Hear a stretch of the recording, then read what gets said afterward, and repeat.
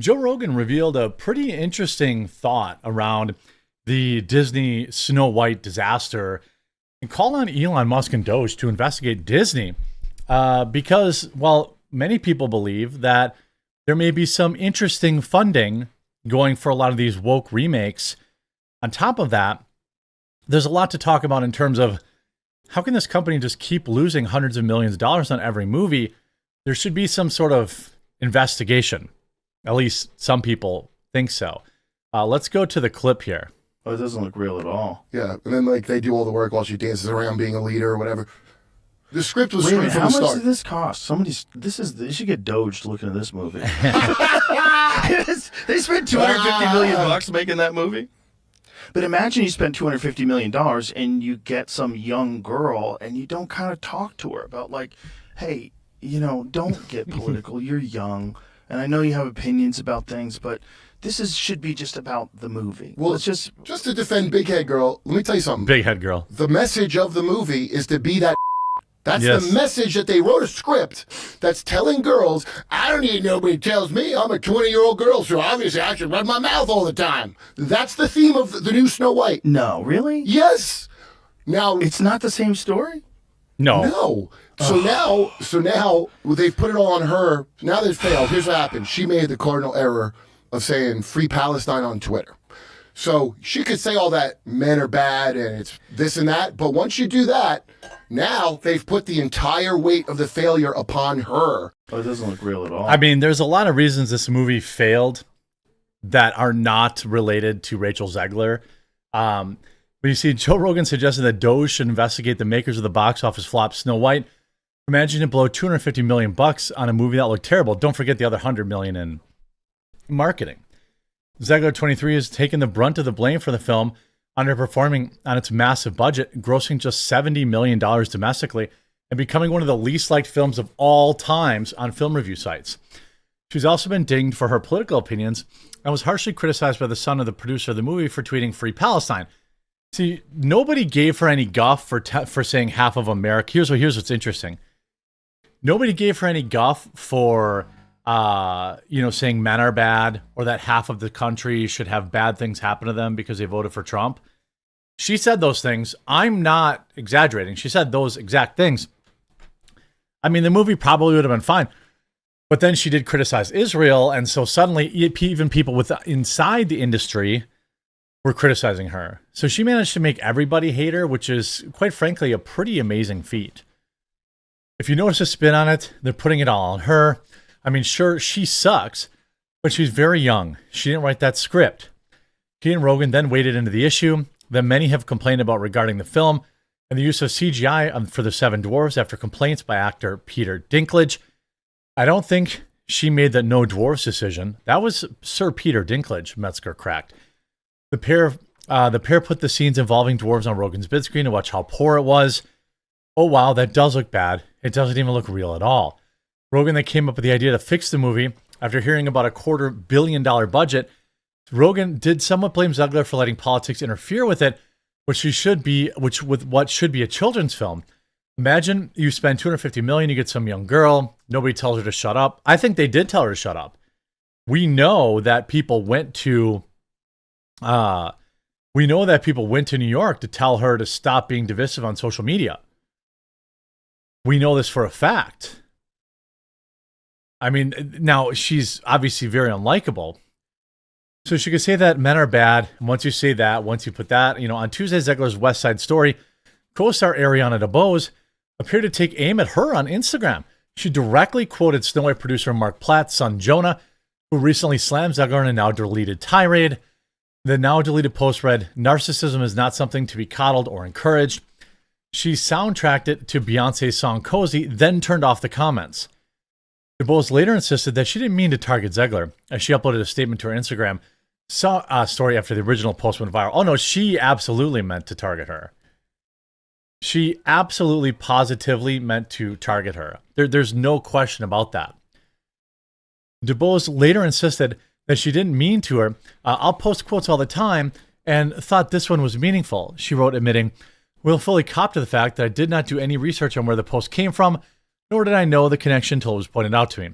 Jonah's statement, written online in response to a fan, branded Zegler immature and narcissistic.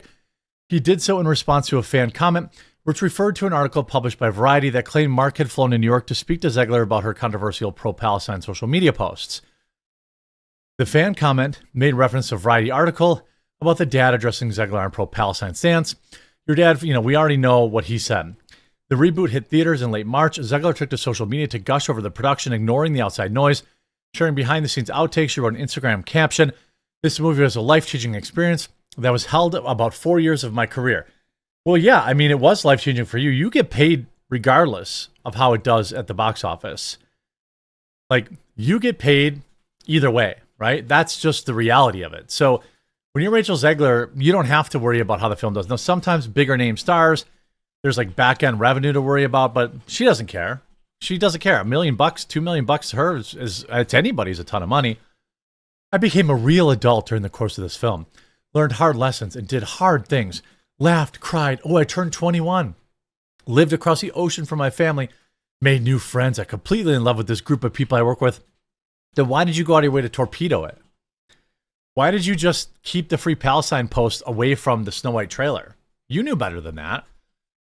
Now review sites have gotten, like when they did with Captain Marvel, they have stepped in to change the system entirely because so many people gave this movie a bad review. Every time the idea of that a movie or show is being review brigaded comes up, there's always a contingent of people that saying, no, this thing really is that bad. Everyone rating it saw it, and this is all perfectly legitimate. Now, this, I bet, is Paul Tassi. Of course it is. This is a guy in Hollywood that, slobs Hollywood knob, but specifically does so from a perspective that everything good, all the 10 out of 10s, this is the best movie ever, they obviously saw this movie. But every 1 out of 10 definitely didn't see this movie. He's so intellectually dishonest in this article, and in every time he addresses backlash to films, it's ridiculous. Snow White has 284,000 reviews come in, with 91% of them being 1 star, which makes the final total of 1.5 out of 10. That's not just the lowest for any major blockbuster in history, but looking at IMDb's all-time bottom films, it's one of the worst rated, period. The obvious illegitimacy of this has caused IMDb to put up the actual warning on the ratings page, saying that the rating mechanism has detected unusual volatility on this title. Well, if you tell me that this movie is so amazing and that everything else is just wrong, why exactly is the film not making any money? Why is nobody going to see this film? Why is it going to lose $200 million? Now, that isn't to say that only good movies make money. There's a lot of bad movies that make money, and there's a lot of good movies that don't do well at the box office. But this, again, this guy will go out of his way to say, well, nobody giving it a perfect 10 out of 10. Like, look at this. 8.1 thousand people gave it a perfect 10 out of 10. Okay. Yes, obviously the 276,000 1-star votes not all pay to see this movie. But I'd be willing to bet you that the 8,100, that at least 50% of the 8,100 people giving it a 10 out of 10 also did not pay to see this movie. I would argue that they're probably Disney bots. This says, why Snow White bombing? It's not just because of woke controversy. This is from industry experts. Is saying goodbye to her. Follow the source of we do not need. In light of all these DEI changes, they're going to take the warning labels off of these. I mean, the issue here, I'm not going to play because it has music, is that there's remake fatigue, yes. There's woke fatigue, yes. Nobody wanted this film to be remade. Nobody liked Rachel Zegler. You see this, John Lennon's son becomes the latest male to hit out at Snow White's star. They had to say it was a male. So because a man criticized her, opinion disregarded. Sean Ono Lennon, the son of Yoko Ono, Beatles musician John Lennon, has berated Snow White star Rachel Zegler in a brutal takedown. Zegler, who made her screen debut in Steven Spielberg's West Side Story, has been highlighted as a big fat loser. Anyway, despite this, she has found herself at the source of the vitriol in what has been deemed a smear campaign. Yes, she definitely isn't being criticized for literally her own actions. Everything she's being criticized for are her own actions. It's been claimed that comments made by Zegler caused consternation among the film's producers in the run-up to release. Well, we know that's true because they flew to New York to tell her to stop posting stupid stuff on social media. Despite stating that he agrees the vilification of the actor has gone too far, he added a now deleted X post, but she acts like a spoiled, ungrateful, disconnected brat, so it's no surprise. I agree the vilification went too far, but she also acts like a spoiled, ungrateful, and disconnected brat. I mean, that's just 100% correct. That's just absolutely the truth. After a Variety article revealed that Platt had flown to New York to speak with Zegler after she shared her support for Palestine, his son Jonah wrote a lengthy post criticizing her for allegedly dragging her personal politics in the middle of promoting a movie for which she signed a multi-million-dollar contract to get paid for and do publicity for. Does anybody disagree with that? Can anybody disagree with that? It sure seems like that's a very reasonable, thing to complain about. That's totally normal. That is why the film didn't do good. A lot of people thought, well, I don't want to see this film because I don't like this broad. She bears 100%. Where is this at on Rotten Tomatoes now? Let's see. Is it even still up here? Most popular movies. Snow White is still drawing up chatter. Is it? It's now down to a 40% from critics.